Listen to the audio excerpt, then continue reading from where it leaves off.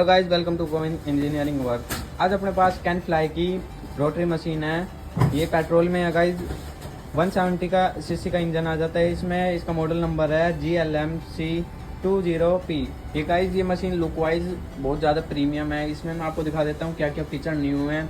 इसमें गाइस एक आता है अपने साइड में घास थ्रो करने का, वो आ जाता है। एंड इसका जो ये अपना घास टापा आता है ये बिल्कुल फुल्ली प्लास्टिक में है। नीचे इसका अपना जाली वाला कपड़े में जो होता है वो आ जाता है। साथ में इसमें एक कप होल्डर आ जाते हैं, 2 कप होल्डर है।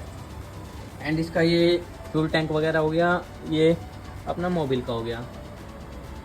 आगे से गाइस ये हैंडल हो गया इसको पकड़ के ले जाने का। ये इतनी हैवी भी नहीं है, लाइट वेट है। और ये गाइस 22 इंची मशीन है। लुक वाइज मैं बता रहा हूँ ये गाइस बहुत अच्छी मशीन है। लुक वाइज मेरे को पर्सनली बहुत अच्छी मशीन लगी है। आपको ये चाहिए हो तो गाइस आप गोविंद इंजीनियरिंग वर्क्स पर कॉन्टैक्ट कर सकते हो।